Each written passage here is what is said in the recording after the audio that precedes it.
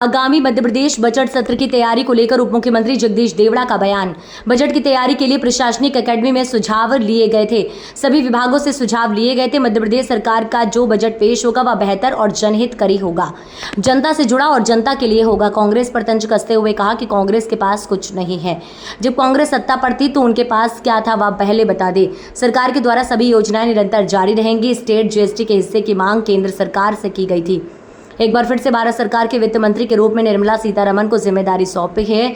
GST council में विषय रखे गए थे। 2028 में सिंहस्थ की तैयारी के लिए बात रखी गई थी। ज़्यादा से ज़्यादा राशि आवंटित की जाए। इंदौर उज्जैन के आसपास तैयारी के लिए आग्रह किया गया है। केंद्र सरकार निर्मला सीतारमण के वित्त मंत्री रहते हुए मध्य प्रदेश को बहुत कुछ अच्छी सहायता मिलेगी। बिल्कुल, सबसे पहले तो मैं यशस्वी प्रधानमंत्री माननीय नरेंद्र मोदी जी को मैं धन्यवाद दूंगा और देश की जनता को भी धन्यवाद दूंगा कि उन्होंने पूरा भरोसा व्यक्त करके नरेंद्र मोदी जी को प्रधानमंत्री के पद पर तीसरी बार बिठाया है।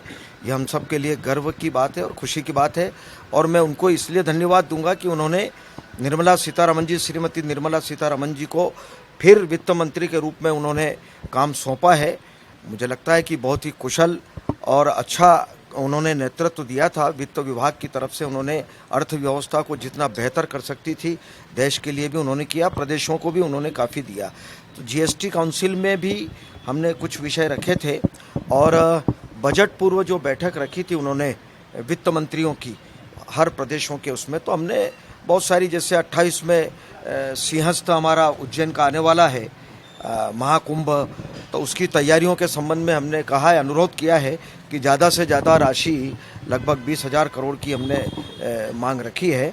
अनुरोध किया है कि वो ज़्यादा से ज़्यादा, ताकि अधोसंरचना में और भी आसपास में जो उज्जैन के आसपास में जो शहर हैं, इंदौर हैं, बाकी जितने हैं जहाँ से लोग आएंगे, लाखों की तादाद में लोग आते हैं, लंबे समय तक चलता है, तो उसकी तैयारी के संबंध में हमने आग्रह किया है।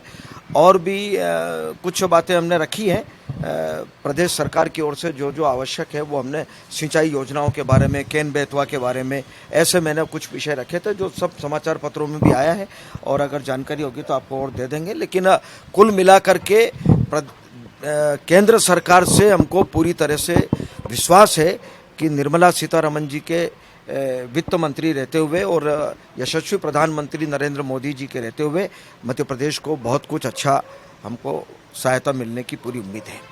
Thank you.